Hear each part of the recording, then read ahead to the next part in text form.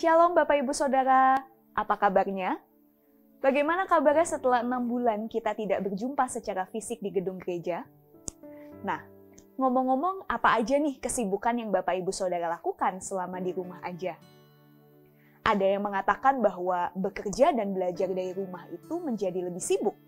Tapi ada juga yang mengatakan bahwa di masa pandemi, lebih banyak waktu luang yang bisa digunakan untuk melakukan berbagai aktivitas yang disenangi, seperti memasak, menonton, bernyanyi, dan lain sebagainya. Ya tentu apapun yang kita rasakan, selayaknya kita tetap bersyukur, karena Tuhan senantiasa memberikan kita kekuatan dan penyertaannya di dalam melakukan berbagai aktivitas dan tanggung jawab. Nah, ngomong-ngomong tentang aktivitas yang disenangi, salah satu hobi saya adalah bernyanyi dan juga menonton orang bernyanyi. Baik itu dalam bentuk konser, drama musikal, atau juga dalam berbagai ajang pencarian bakat. Nah, salah satu fenomena yang terjadi dalam ajang pencarian bakat adalah seperti ini.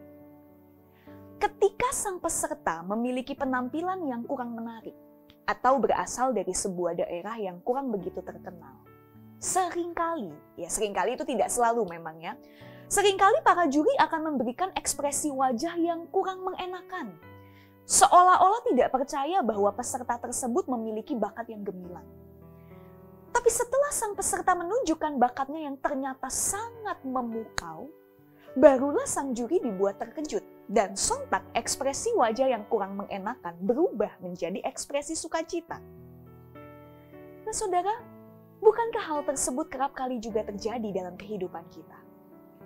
Entah itu kita yang seolah-olah menjadi sang juri yang terlalu cepat mengambil kesimpulan terhadap seseorang sebelum mengenali lebih jauh, atau kita mendengar orang berkata sesuatu tentang kita, atau kita membaca komentar orang di sosial media kita, padahal mereka tidak tahu apa yang sebenarnya kita alami. Sebuah pepatah terkenal mengatakan, "Don't judge a book by its cover." Jangan menilai sebuah buku dari tampak luarnya. Jangan juga menilai seseorang dari apa yang terlihat secara kasat mata. Tetapi carilah dulu kebenarannya sebelum kita memberikan komentar. Nah saudara, Yesus pun dalam perjalanan pelayanannya tidak lepas dari penilaian-penilaian yang hanya didasari oleh tampak luar saja. Hal ini terlihat dalam bacaan leksionari kita pada hari ini, yaitu Yohanes pasal 7 ayat 40-52. Bapak Ibu Saudara dapat membaca seluruh ayat ini di rumah ataupun dimanapun Bapak Ibu Saudara berada. Namun izinkanlah saya untuk membacakan ayat 40 dan 41. Demikian.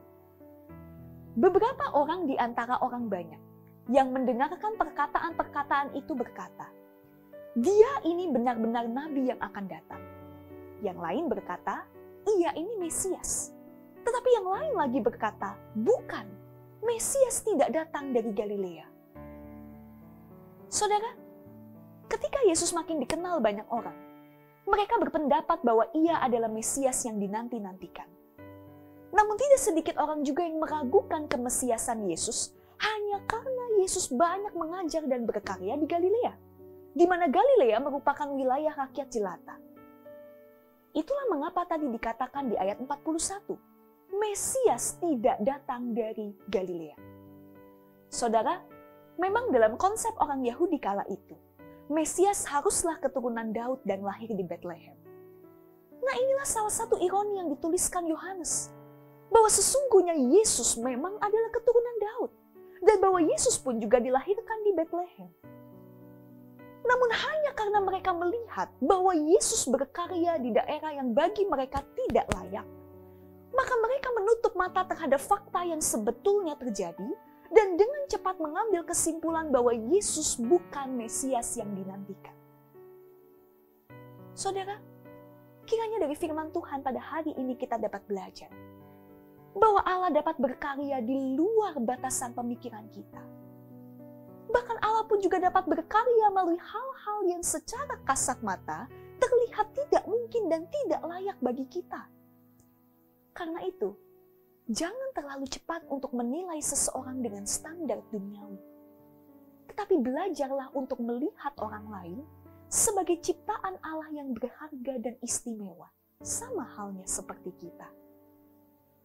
Sebab ketika kita mampu melihat orang lain sebagai ciptaan Allah yang istimewa, maka di sanalah kita pun akan terbuka terhadap sapaan, pertolongan, bahkan juga teguran dari Allah melalui kehadiran mereka yang dapat membangun, menolong, dan mendewasakan kita. Saudara, selamat membuka diri untuk sapaan Allah melalui kehadiran sesama. Kiranya Tuhan memberkati kita. Amin.